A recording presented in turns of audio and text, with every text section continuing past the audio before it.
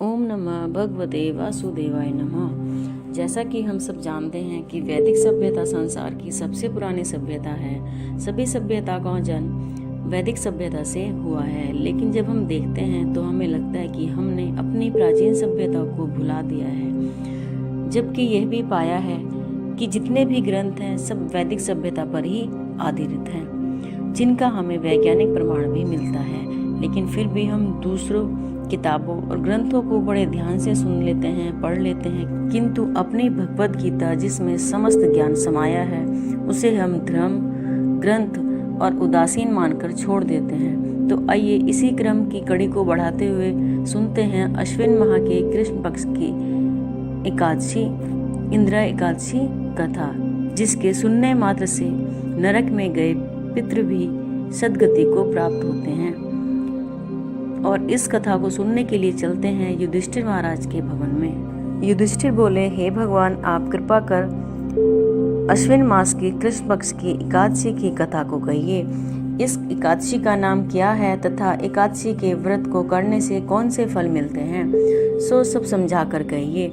इस पर श्री कृष्ण भगवान बोले, हे राजश्रेष्ठ, अश्विन मास के कृष्ण पक्ष की एकादशी का नाम इंदिरा है। इस एकादशी के व्रत करने से समस्त पाप नष्ट हो जाते हैं तथा नरक में गए हुए पितरों का भी उद्धार हो जाता है। हे राजन, एक एकादशी की कथा को सुनने मात्र से वाजपेय यज्ञ का फल मिलता है। तो सुनते हैं इंदिरा एकादशी व्रत कथा। प्राचीन सतयुग में महिष्मती नाम की नगरी में एक इंद्रसेन नाम का प्रतापी राजा राज्य करता था। एक समय जबकि राजा अपने राज्यसभा में सुखपूर्वक बैठा था, महर्षि नारद आकाश मार्ग से उतरकर वहां आए। महर्षि नारद बोले कि हे राजन, आपके राज्य में सब कुशल है। मैं आपकी धर्मपरायणता देखकर अत्यंत प्रसन्न हूँ। तब राजा बोला, हे महर्षि, आपकी कृपा से मेरे राज्य में सब कुशल पूर्वक है।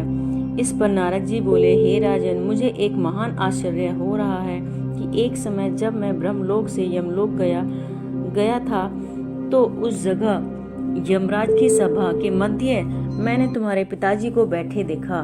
तुम्हारे पिताजी महान ज्ञानी, दानी तथा धर्मात्मा थे। वह एकादशी के व्रत बिगड़ जाने से यमलोक को गए हैं। तुम्हारे पिता ने मुझे एक समाचार लेकर भेजा है कि यदि मेरा पुत्र इंद्रसेन अश्विन माह के कृष्ण पक्ष की इंदिरा एकादशी का व्रत करे और उस एकादशी का फल मुझे दे दे तो मेरी मुक्ति हो जाएगी। इस लोक से छूटकर मैं स्वर्ग लोक को चला जाऊंगा। जब राजा ने महर्षि नारद से ऐसे वाक्यों को सुना तो उसे बड़ा दुख हुआ और इंदिरा एकादशी के व्रत की विधि पूछने लगा कि हे नारद, आप मुझे इस एकादशी के व्रत की विधि बतलाइए। इस पर नारद जी बोले कि हे राजन, अश्विन मास की कृष्ण पक्ष की दशमी के दिन प्रातः काल श्रद्धा सहित स्नान करना चाहिए। इसके पश्चात दोपहर को भी स्नान करना चाहिए। उस समय जल से निकलकर श्रद्धा पूर्वक पितरों को श्राद्ध करें और उस दिन एक समय भोजन करें तथा रात्रि को पृथ्वी पर शयन करें। इससे दूसरे दिन अर्थात एकादशी के दिन प्रातः काल दातुन करें तथा स्नान करें। उसके पश्चात भक्ति पूर्वक व्रत को धारण करें और कहना चाहिए कि मैं आज निराहार रहूंगा, समस्त भोगों को त्याग दूंगा, इसके पश्चात कल भोजन करूंगा। हे भगवान, आप मेरी रक्षा करने वाले हैं, आप मेरे व्रत को निभाइए। इस प्रकार आचरण करके दोपहर को शालिग्राम की मूर्ति को भोग लगाएं।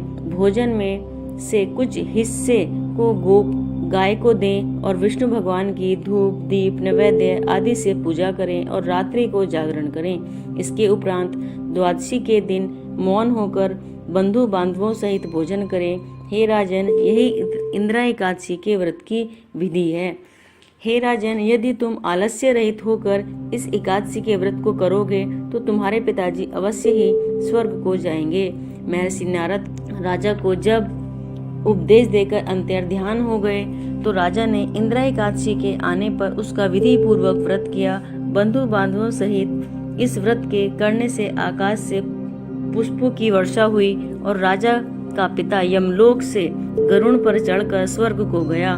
राजा इंद्रसेन भी एकादशी के व्रत के प्रभाव से इस लोक में सुख भोग कर अंत में स्वर्ग लोक को गए।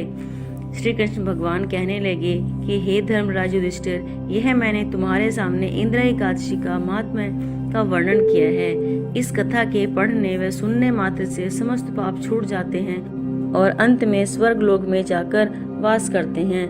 ओम भगवते वासुदेवाय नमः।